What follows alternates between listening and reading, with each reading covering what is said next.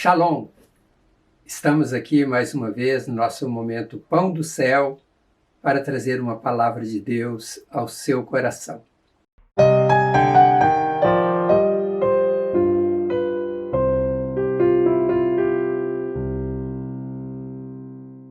O tema da reflexão de hoje é como ressuscitam os mortos. Hoje vamos tratar sobre este tema e eu convido você para assistir o vídeo na íntegra, por se tratar de mais um assunto relevante que tem tudo a ver com você. Tem a ver com você, principalmente no futuro, na vida que vamos viver eternamente. Pois bem, nos relatos bíblicos, nós temos histórias de várias pessoas que ressuscitaram. Conforme narra o Antigo Testamento, 3 pessoas ressuscitaram, sendo elas o filho da viúva de Sarepta, e que esta ressurreição foi feita através de uma intercessão do profeta Elias. Isso está registrado no livro de 1 Reis, capítulo 17, dos versos 17 até o verso 24. Nós temos o segundo relato, que é a ressurreição do filho da mulher sunamita. Isso aconteceu através do profeta Eliseu, que está registrado no segundo livro de Reis, capítulo 4, versos 32 ao 37. Nós temos ainda, neste mesmo livro de 2 Reis, capítulo 13, versos 20 e 21, o relato de um homem desconhecido que ressuscitou. Isto aconteceu quando as tropas dos Moabitas invadiram as terras de Israel e um dos homens mortos foi jogado em uma vala, ele foi sepultado. E quando ele foi sepultado, ele encostou em um dos ossos do profeta Eliseu, que estava sepultado ali naquele lugar, e só de fato dele encostar num dos ossos de Eliseu, este homem ressuscitou. É uma coisa incrível, a unção que havia naquele profeta, que até os seus ossos estavam ali ainda fazendo milagres. Então, estas são as ressurreições citadas no Antigo Testamento. Já no Novo Testamento, houve a ressurreição de muitas pessoas. E não é possível, pelos relatos bíblicos, precisar o número de pessoas que ressuscitaram. Porque as ressurreições individuais, elas foram 6 que nós podemos encontrar. Mas a Bíblia diz, lá em Mateus capítulo 27 a 52, que quando Jesus Cristo foi crucificado, muitos túmulos se abriram e muitos homens e mulheres piedosos que tinham morrido ressuscitaram. E eles deixaram o cemitério depois da ressurreição de Jesus, entraram em Jerusalém e lá apareceram para muitas pessoas. Mas além destes que não sabemos quantos são, tem relatados alguns casos específicos, como o filho da viúva de Naim, que estava a caminho do cemitério, e ali Jesus então toca no esquife, no caixão onde estava aquele filho da viúva, e ele ressuscitou. Essa história está registrada em Lucas capítulo 7, versos 11 ao 15. Também tem o caso da filha de Jairo, em Lucas 8, 41, 42, e depois em 49, 55, os versos, que Jesus então toma aquela menina pela mão, ela morta, e ele diz a ela, Talita cumi, que traduzido é menina, te digo, levanta-te, e aquela menina então ressuscitou. Uma outra ressurreição que nós encontramos está registrado no Evangelho de João, capítulo 11, versos 1 ao 44, que é a ressurreição de Lázaro, irmão de Marta e também de Maria. Neste caso, Lázaro estava morto já 4 dias, ou sepultado já 4 dias, e a Bíblia diz que cheirava mal, mas Jesus o manda sair para fora e Lázaro sai andando, ali envolto em faixas. É um dos grandes milagres de Jesus relatado ali no Novo Testamento. Depois disso, a Bíblia relata alguns casos de ressurreição da igreja primitiva, como o caso da Tabita, que está em Atos capítulo 9, verso 36, que Pedro, então, foi o intercessor para que aquela mulher viesse a ter vida novamente, que ela fosse ressuscitada. né? Então foi através do apóstolo Pedro. Também tem o caso de um jovem chamado Eutico, que está registrado em Atos capítulo 20, dos versos 9 ao 10, que era um jovem que estava numa janela lá no terceiro andar, ouvindo uma longa mensagem do apóstolo Paulo. Daí ele então deu um cochilo muito forte, né? Dormiu, e ele despencou daquela janela e caiu, e ele então estava morto. Daí o apóstolo Paulo vai lá também, né, intercede pela vida daquele moço, né, e ele ressuscitou. Então esses são os casos citados na Bíblia, né, de pessoas que ressuscitaram através de ação de homens de Deus e através do Filho de Deus.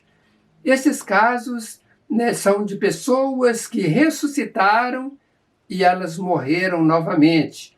Mas eu quero, nesse instante, tratar da ressurreição, onde as pessoas ressuscitam e não morrem nunca mais. Daí Jesus também ressuscitou, está registrado no Novo Testamento da ressurreição de Jesus. Daí Jesus, uma vez que ressuscitou, ele voltou ao Pai e ele vive eternamente. Eu, olhando, né, os relatos bíblicos, nós percebemos que na época de Jesus, né, havia pessoas que não acreditavam na ressurreição, né, como, por exemplo, os saduceus. Né, eles criaram alguns problemas para Jesus e também para os apóstolos. E nós sabemos que em nossos dias, ainda muitas pessoas não acreditam na ressurreição. Né, outros têm dúvida quanto à ressurreição. Daí eu pergunto para você, você crê na ressurreição dos mortos? Né? Se não crê, você precisa então crer, porque se nós não cremos na ressurreição dos mortos, logo nós não cremos também que Jesus ressuscitou. Daí não crer que Jesus ressuscitou seria uma tragédia, porque seria a pessoa perder completamente a oportunidade de salvação. Então nós precisamos crer que Jesus ressuscitou. E nós precisamos crer também na ressurreição de todas as pessoas, né, ressurreição para a vida eterna. E eu quero dar mais ênfase na reflexão de hoje sobre essa questão da ressurreição que haverá com todas as pessoas, né, para que elas possam vencer a morte.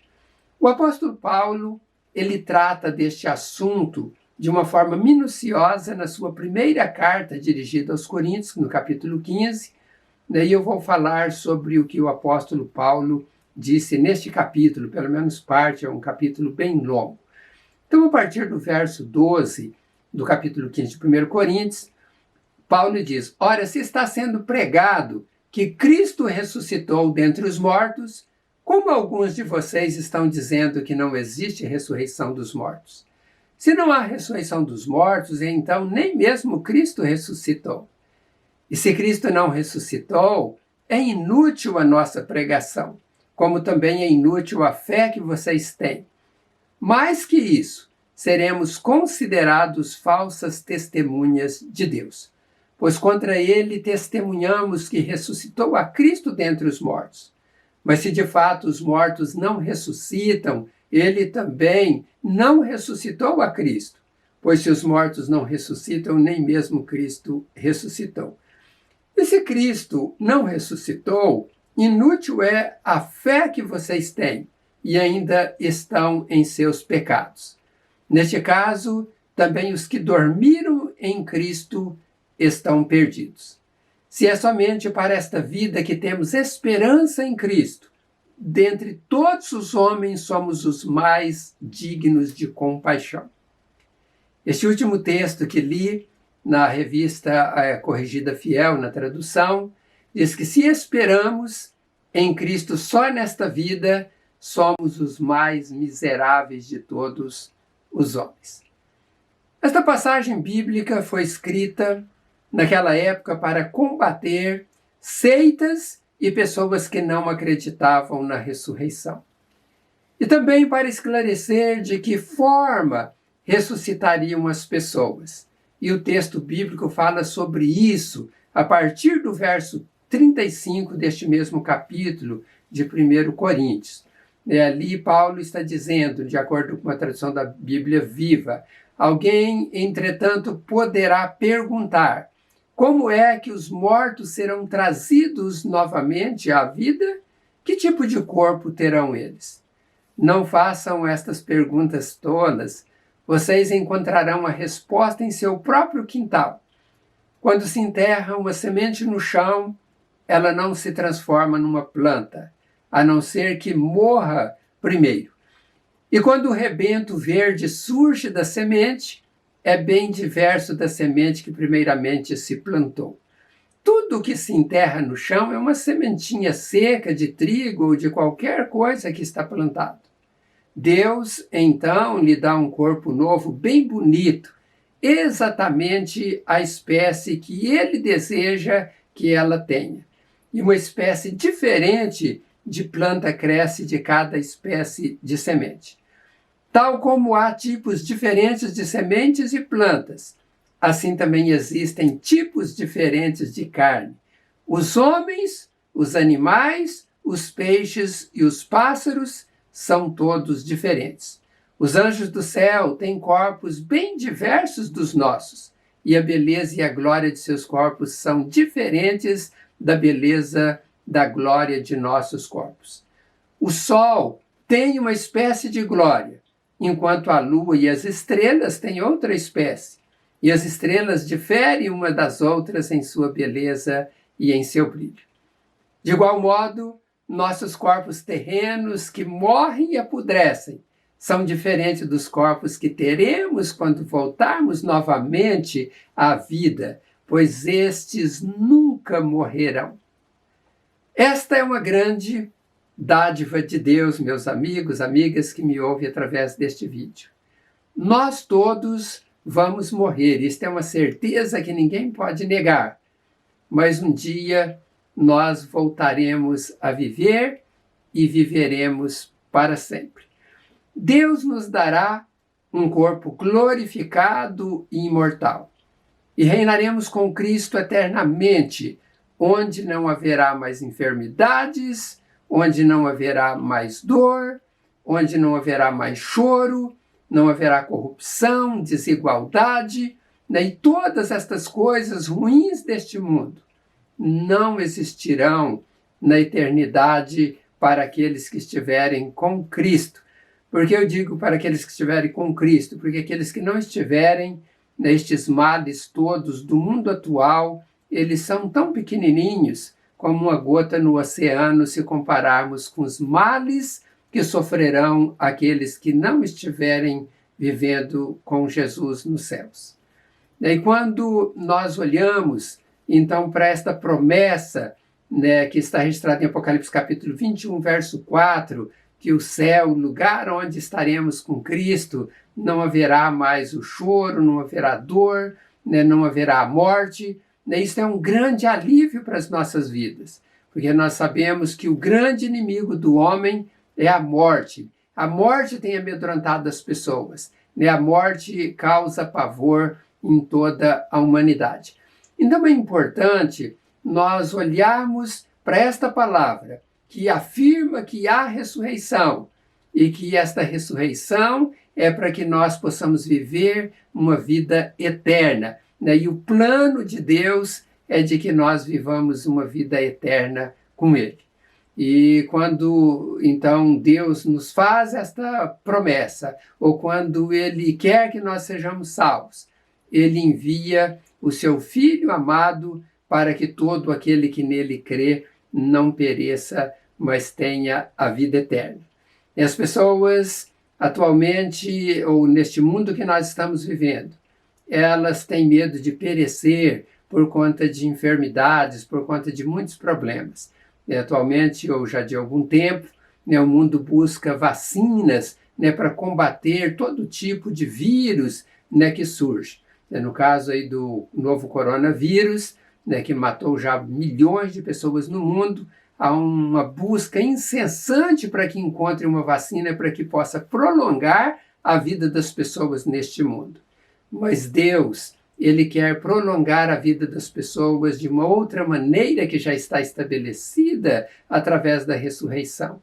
Então, quando há ressurreição, né, houver acontecido em toda a humanidade, né, quando Cristo vier para buscar a igreja e depois quando os mortos ressuscitarem em uma outra segunda condição, aqueles que não estiverem com Cristo. Né, aqueles comparecerão diante do tribunal de Cristo para serem julgados, e aqueles que forem considerados indignos serão lançados no lago de fogo, né, e Jesus, ele fala sobre isso.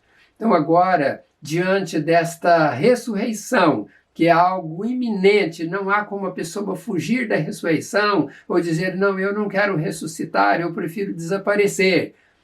Há uma pergunta crucial que deve ser respondida por cada um de nós. Onde vamos passar a eternidade? Você já pensou nisso?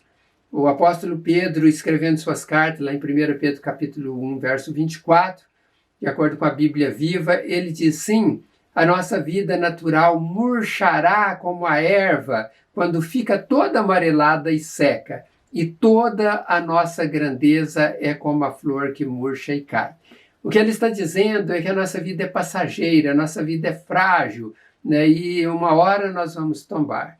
Mas a questão é que as pessoas, de uma forma geral, no mundo, elas estão distraídas, correndo o dia todo para a sobrevivência, para a vida neste mundo. A vida aqui neste mundo se acaba, mas a vida futura nunca se acabará.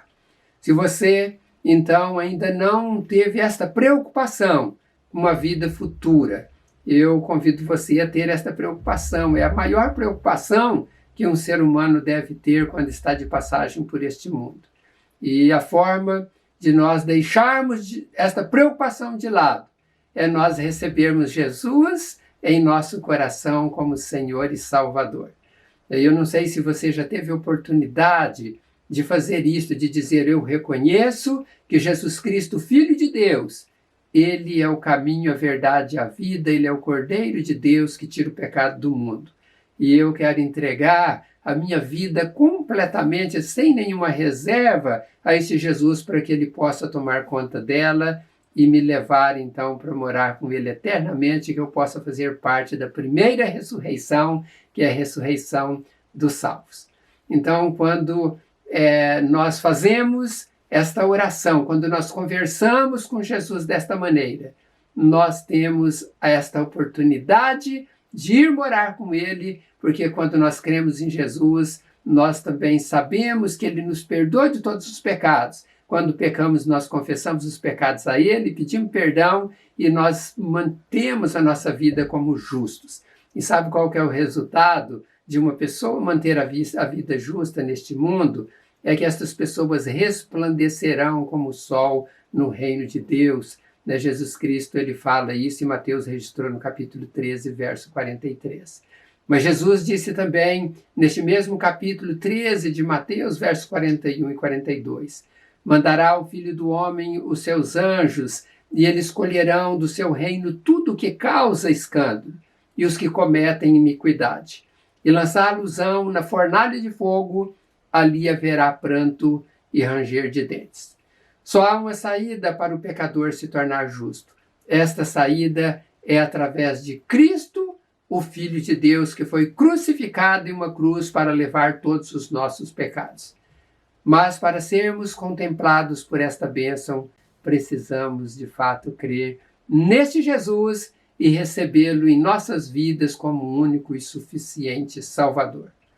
Eu quero orar para que você que ainda não tomou essa decisão de convidar Jesus para entrar na sua vida, que você o faça nesta hora. Daí Jesus diz, eis que eu estou à porta e bato.